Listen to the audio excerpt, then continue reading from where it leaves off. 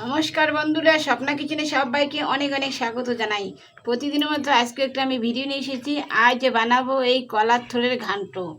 আজকে আমি কলার থোড় বানানোর ঘান্টর জন্য আমি কী নিয়েছি, কয়েকটা আলু আমি চোচা ছাড়িয়ে নিয়েছি, আর আমি কিছু ছোলা বুট ভিজিয়ে রেখেছি। এই দিয়ে আজকে একটা আমি কলার থোড়ের ঘান্ট বানাবো। আর আজকে আমি এই ঘান্টটা কী করি বানাই, একদম একটা সহজ পদ্ধতি ঘান্ট বানাবো। যে কোনো কাউ এই ভিডিওটা দেখলে এই রান্নাটা করতে পারবেন।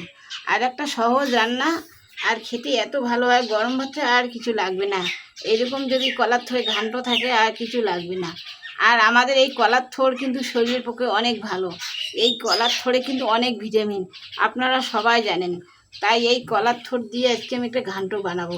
তাই আপনারা পুরো ভিডিওটা দেখুন। এখন আমি যে আলুগুলো ছিলিয়ে নিয়েছি চোচাটা, এখন আমি এই আলুগুলো কেটে জলে ফেলিয়ে দেবো, না হলে এই আলুটা কালো হয়ে যাবে। এখানে আমি গামলাতে জল নিয়েছি,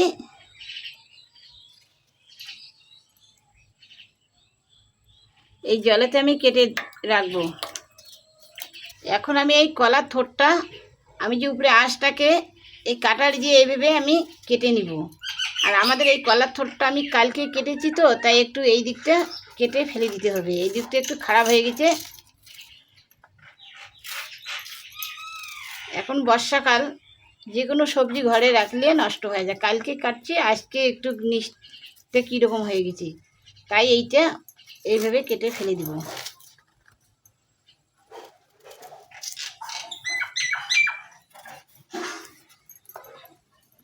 কলার গাত্রা কিন্তু আঁশ থাকে পুরো, এই আঁশগুলোকে এইভাবে কাটা দিতে ধরে রাখে এইভাবে ফেলে দিতে হবে।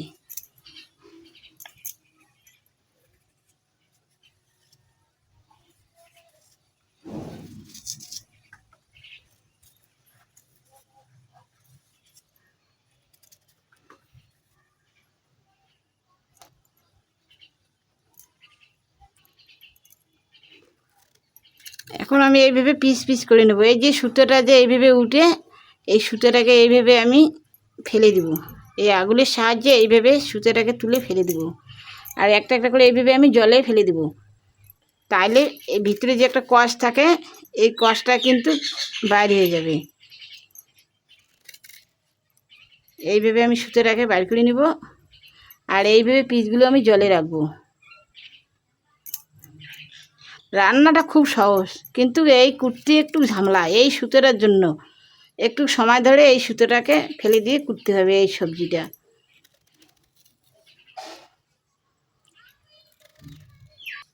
এগুলো পরিষ্কার না করলে কিন্তু আর পরে কাটানো যায় না। আমার কলার থোড়টা আমি সবগুলো পিস পিস করে নিয়েছি। এখন আমি সরু সরু করে কেটে নিব। আর দেখুন আমাদের জলটা কীরকম একটু কালো কালো হয়ে গেছে। এই কলার যে একটা কষ থেকে, এই কষগুলো কিন্তু বাইরে হয়ে গেছে। এখন আমি এইভাবে নিব আর পিস পিস করে নেব। এইভাবে আমি ঝিরি করে কেটে নিব।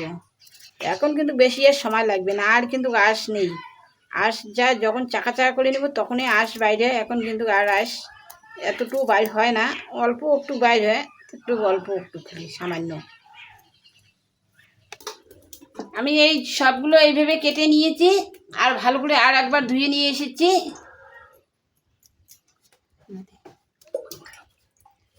উনুনটা ধরিয়ে কড়াই বসে দিয়েছি আমি। এখন কড়াইতে দিয়ে দিব জল।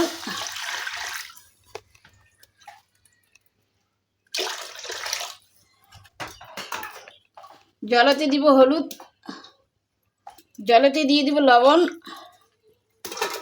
আর আমি কলার থোড়টা একটু ভাপিয়ে নিব।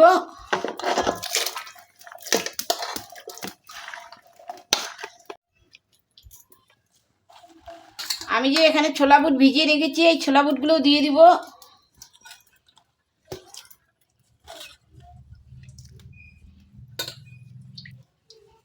এখন আমি ঢাকনা দিয়ে 5-7 মিনিট ভাপিয়ে নিব।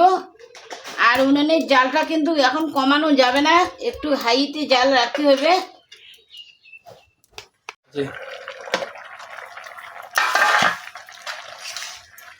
আমার কলার থোড়গুলো ভাপানো হয়ে গেছে।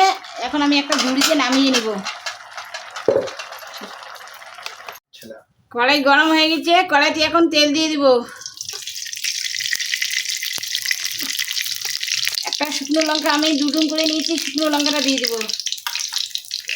একটা তেজপাতাকে দুডুম করেছি, তেজপাতা দিয়ে দেবো।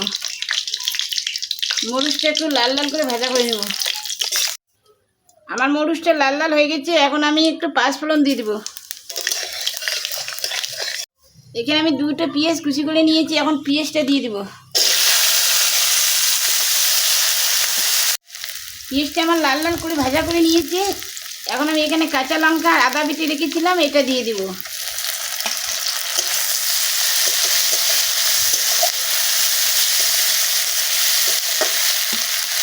এখন জিরে বাটা আছে, জিরে বাটাটা দিয়ে দেবো। এই মশলাটা একটু ভুজিয়ে নেবো, তারপর আমি কলার থোড়গুলো দিয়ে দেবো। মশলাগুলো আমি ভাজা ভাজা করে নিয়েছি, কলার থোড়গুলো দিয়ে দেবো। আমি তো ভাপানোর সময় লবণ হলুদ দিয়েছি, এখন তো আরও অল্প করে দিব। ভাপানোর সময় যে জলটা বাড়িয়েছে লবণ একটু কম হয়ে যাবে, তাই একটু আর অল্পটুকু লবণ আমি দিয়ে দেবো।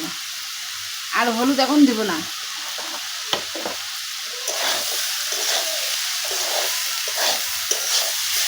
লবণটাকে ভালো করে মিশিয়ে নিলাম। আমি এইভাবে আর কিছুক্ষণ রান্না করে নিব।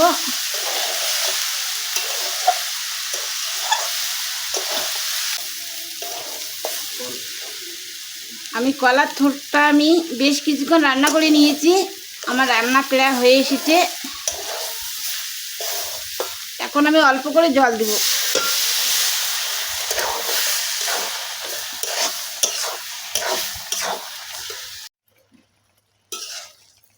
আমার কলার থোড়ের ঘান্টটা একদম রেডি হয়েছে। আমি অল্পটুকু যে জল দিয়েছি, জলটা আমাদের শুকিয়ে গেছে। এখন আমি ঘান্টটা নামিয়ে নেব।